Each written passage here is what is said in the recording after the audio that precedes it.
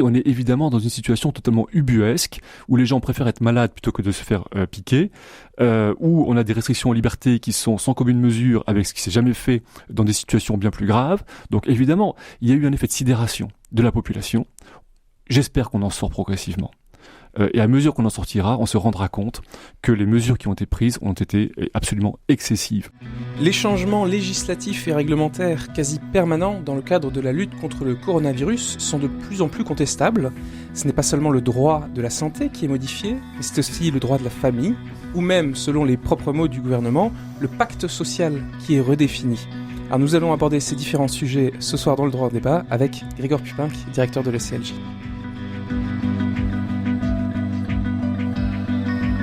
Alors nous commençons avec le droit de la famille, l'accord des parents pour la vaccination des enfants. Alors je pense que ça nécessite un point parce que la loi a tellement changé, ne serait-ce qu'en un mois, qu'il faut la rappeler. Donc je rappelle que la vaccination, d'abord pour les enfants, on disait que c'était pas nécessaire, qu'il n'y avait pas besoin. Bon. À partir du 22 décembre 2021, la vaccination pour les enfants de 5 à 11 ans a été ouverte, sans qu'ils aient des comorbidités. Entre le 22 décembre 2021 et le 6 janvier 2022, l'accord d'un seul parent suffisait pour vacciner un enfant entre 5 et 11 ans. Le 6 janvier, le ministre de la Santé a annoncé qu'il faudrait l'accord des 2 parents. Cela faisait suite donc à un avis du Conseil d'État. Pour les enfants de 12 à 16 ans, l'accord d'un seul parent suffit toujours. Et après 16 ans, l'enfant n'a pas besoin d'accord parental. Et là, mardi 25 janvier, le ministre annonce que l'accord d'un seul parent sera à nouveau suffisant pour vacciner un enfant entre 5 et 11 ans. Nous simplifions les choses. Un seul des 2 parents suffit, a affirmé le ministre, pour justifier cela. Alors, première question, Grégoire Pupinck, est-ce que c'est normal? Est-ce que c'est légal? Est-ce que c'est possible que le gouvernement modifie aussi fréquemment ces lois ou ces règlements? Ça montre en fait une grande hésitation, une grande impréparation et une faible conscience des principes du droit qui s'appliquent. Le but du gouvernement, c'est, encore une fois, que le maximum d'enfants soient vaccinés. On se demande d'abord pourquoi. Je crois que c'est une vraie question. Les enfants ne sont pas malades, très peu. Il n'y a pas de danger, il n'y a pas de risque pour eux. Quel est l'intérêt de leur administrer une substance qui est encore en phase expérimentale? Alors eux, c'est vraiment c'est la couverture vaccinale, c'est d'ailleurs l'argument qui est invoqué. Oui, mais je pense que cet argument-là, on voit bien qu'il ne s'applique plus parce que la vaccination ne protège pas de la diffusion du vaccin, ni du fait d'être contaminé et d'être porteur de la diffusion du virus. J'ai fait un lapsus révélateur, ni ni de le transmettre, ni de le porter. Donc non, donc c'est pas du tout un argument qui, en l'espèce, se justifie. On comprend très bien qu'il faille vacciner les enfants contre la polio, par exemple, mais dites-vous bien que s'agissant des vaccins tels que la rubéole ou la polio, il faut l'accord des 2 parents. Ah, il faut l'accord des 2 parents pour les autres vaccins. Eh oui, évidemment, parce qu'en fait, le principe en droit, c'est que l'autorité parentale s'exerce conjointement. C'est quand même un apport du principe d'égalité des époux. Les époux, sont tous les 2 parents de l'enfant, responsables conjointement de l'enfant. Ils exercent conjointement l'autorité parentale et ils sont égaux.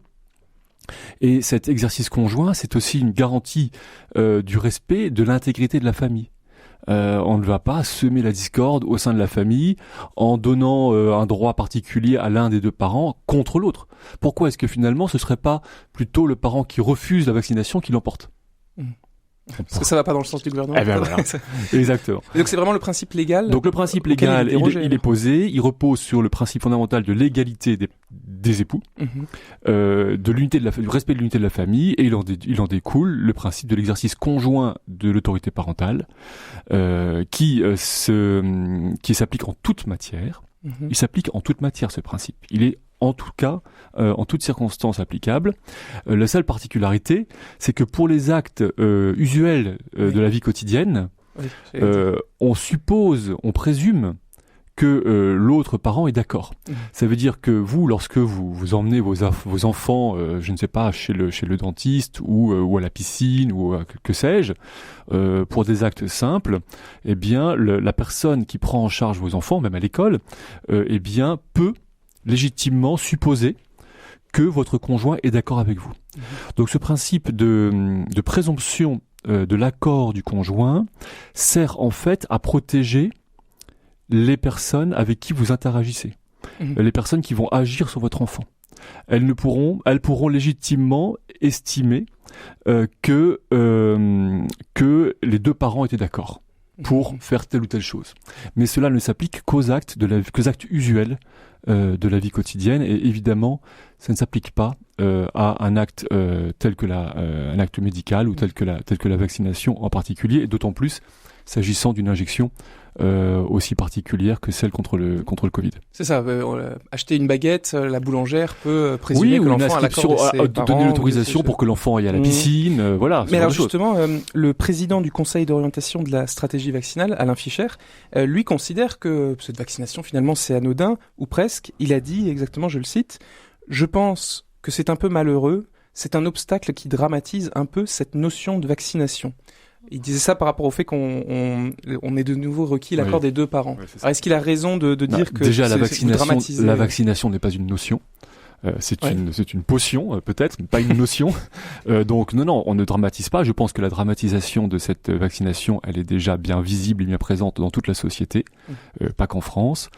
Il y a de réelles interrogations même plus des interrogations, même une connaissance du fait que cette injection n'a pas d'efficacité en termes de limitation de la transmission, ni d'efficacité pour empêcher de recevoir et d'être porteur du virus. Donc non, je pense que là, ce qu'il faut dire, c'est qu'il y a, par cette disposition, une atteinte grave à un principe fondamental du droit qui vise à préserver l'intégrité des familles, pour un motif qui n'est pas du tout justifié, puisque ce vaccin, cette injection, n'est pas utile contre une maladie grave, et n'est pas même d'ailleurs efficace, et n'est pas totalement sûr quant à son innocuité. Donc cette décision du gouvernement, eh bien, elle est vraiment inquiétante parce que il ose porter une atteinte grave à un principe fondamental. Il ose se rendre responsable à terme de la séparation de centaines de couples, l'explosion de centaines de familles en France, simplement pour obtenir à tout prix que plus d'enfants reçoivent cette injection. Alors là, vous rejoignez les préoccupations de la défenseur des droits qui se dit qui avait dit dans son avis du 6 janvier par rapport au pass vaccinal qu'elle craignait que ça mène en fait à une saisine de plus en plus trop forte en fait du juge aux affaires familiales, puisque quand il y a un différend justement entre deux personnes qui exercent l'autorité parentale sur un enfant, en cas de conflit, ils peuvent saisir le juge aux affaires familiales. Et elle disait, mais on va y avoir, il risque d'être submergé, c'est un vrai danger. Et d'autre part, il y a la question du transport, puisque des enfants sont parfois de parents séparés ou divorcés. Les trains sont un moyen approprié pour ces enfants de voir leur père, leur mère un week-end sur deux. Et finalement, alors la loi prévoit un motif impérieux, familial, pour pouvoir quand même prendre un train interrégional. Ce serait aussi une atteinte à la vie familiale, ce passe, vous voyez. Non, mais disons que le fait de ne plus respecter l'égalité des parents, est évidemment une atteinte au respect de la vie familiale. Ça, c'est certain. Le principe d'égalité des parents, il est garanti en droit international. C'est un principe fondamental. Donc là, on peut dire que cette disposition, non seulement elle viole une disposition essentielle du Code civil, qui pose l'égalité des parents s'agissant de leur autorité parentale, mais elle est aussi contraire à des normes de droit international qui garantissent donc ce même principe d'égalité. Ensuite, ce que dit le défenseur des droits, effectivement, cette situation exceptionnelle et le fait de vouloir faciliter la vaccination des enfants aura des conséquences judiciaires. Alors aujourd'hui, ça porte sur des différends entre les parents qui de toute façon vont aboutir chez le juge. Demain, il y aura d'autres questions qui seront soulevées. Mais sinon, s'agissant des transports pour les enfants de couples divorcés, vous le savez, ils sont pas encore soumis au pass vaccinal, et il y a des dispositions qui permettent quand même d'utiliser les transports. Vous parlez donc des autres pays. Justement, j'aimerais qu'on élargisse un petit peu pour voir ce qui se passe ailleurs. Parce qu'il y a une question fondamentale, toujours de droit, puisque même le gouvernement, le législateur donc, et le Conseil constitutionnel reconnaissent que le pass vaccinal et toutes les obligations autour portent atteinte aux libertés. Mais ils disent que c'est justifié, et notamment, ils reprennent le vocabulaire de la Cour européenne des droits de l'homme, que c'est nécessaire et proportionné à la situation.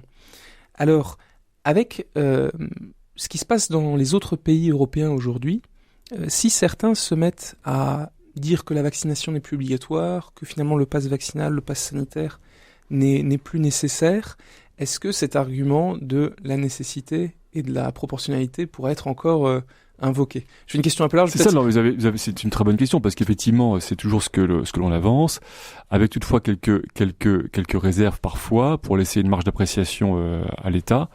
Moi, ce que je pense, c'est que dans la première année de l'épidémie, on a beaucoup espéré le vaccin. Lorsque le vaccin est arrivé, eh bien tout le monde était finalement assez euphorique. Enfin, beaucoup de gens étaient euphoriques. Et donc, il a été accepté très largement. On était encore sous l'effet de la sidération de la pandémie, avec ces images sans cesse à la télévision d'hôpitaux et de malades, etc. Donc, on a grosso modo tout accepté. Maintenant que nous avons du recul, maintenant que des millions de Français quasiment tous été malades en fait du Covid, quasiment avec Omicron, une personne sur deux, je sais pas combien, mais en tout cas c'est énorme. Donc on a fait l'expérience à la fois du Covid, on a fait l'expérience aussi des injections à répétition, et donc on a beaucoup plus de recul pour apprécier la situation, la proportionnalité, la gravité de la maladie. Donc les critères d'appréciation de la nécessité, de la légitimité des atteintes portées aux droits et libertés, eh bien on est beaucoup plus en mesure aujourd'hui de les apprécier de façon rationnelle. Voilà, donc moi ce que j'espère, c'est que progressivement on assiste à un retour de la raison, qu'on retrouve nos capacités rationnelles d'analyse et qu'on puisse voir qu'effectivement les atteintes portées, que ce soit aux droits des parents mais aussi aux autres droits et libertés, sont absolument disproportionnées par rapport à la réalité de ce virus, et plus encore par rapport à l'efficacité et à la potentielle dangerosité des injections. C'est sûr que des signaux peuvent venir de pays comme Israël. Juste avant l'émission, je voyais l'actualité. Israël, donc, qui a une population fortement vaccinée et surtout même qui a promu une 4e injection, va abandonner le pass sanitaire pour beaucoup pour les restaurants, pour la vie courante. Oui. C'est quand même un signal fort. Est-ce qu'il y a d'autres pays en Europe qui font ça, et est-ce que ça a un impact légal? En fait, oui, bien sûr, ce signal, on le sent partout. On va dire même les médecins que l'on fréquente nous disent vous avez attrapé le virus, tant mieux pour vous. Essayez de leur filer à vos proches, parce que c'est la meilleure protection. Donc en fait aujourd'hui il y a des tas de personnes, j'en connais plein, qui cherchent à attraper Omicron et qui l'ont eu, ou qui font exprès. Effet pervers qui font exprès parce qu'ils se disent finalement c'est la meilleure protection, il vaut mieux attraper Omicron que se faire injecter. Donc oui, on est évidemment dans une situation totalement ubuesque où les gens préfèrent être malades plutôt que de se faire piquer, où on a des restrictions aux libertés qui sont sans commune mesure avec ce qui s'est jamais fait dans des situations bien plus graves. Donc évidemment, il y a eu un effet de sidération de la population. J'espère qu'on en sort progressivement. Et à mesure qu'on en sortira, on se rendra compte que les mesures qui ont été prises ont été absolument excessives. Alors d'autres gouvernements qui sont peut-être allés moins loin que nous, je ne sais pas, ou en tout cas font un peu marche arrière maintenant, révisent leur régime relatif à la lutte contre le Covid et à la vaccination, l'allègent. Donc oui, il y a aussi pour les juges un élément d'appréciation qui est finalement de comparer ce qui se pratique d'un pays à l'autre pour voir s'il y a un consensus, dans quel sens finalement va le vent dominant. Et ce vent est en train probablement de tourner, en tout cas dans d'autres pays, mais ce qui est certain, c'est que la mesure, je reviens dessus, qui a été adoptée à l'encontre des enfants en France est gravissime. Alors j'ai une dernière question, parce que je voulais l'aborder, mais de réflexion sur les droits et les devoirs, puisque le président et le porte-parole du gouvernement ont dit qu'il fallait d'abord remplir des devoirs avant d'avoir des droits. Et ça a été clairement dit, je voudrais le dire, par le porte-parole Gabriel Attal le 29 janvier dans Le Parisien. Et il parle du programme éventuel d'Emmanuel Macron dans le cadre d'un 2e mandat. Et il dit, dans l'après-Covid, on veut poursuivre la redéfinition de notre contrat social avec des devoirs qui passent avant les droits. Finalement, en une minute, du point de vue des droits de l'homme, est-ce que c'est cohérent avec les droits de l'homme Écoutez, ça va absolument à l'encontre du principe d'une société libérale fondée sur la reconnaissance des droits des personnes, à l'encontre de l'État. Une société libérale repose sur la reconnaissance des droits et des libertés. Les devoirs, certes, ils existent, mais comme une limite aux droits et aux libertés, pas comme un préalable. Les devoirs, finalement, ils sont plus limités, puisque, évidemment, ils portent atteinte à la liberté qui reste le principe. Donc là, on voit une inversion des principes qui est très significative, mais ce qui est peut-être plus risqué encore, c'est qu'il ne nous dit pas de quel devoir il parle. Si c'est le devoir de se faire injecter des substances, effectivement, eh bien non. Voilà. Il y a des libertés qui sont premières, notamment le droit au respect de l'intégrité physique et morale des personnes.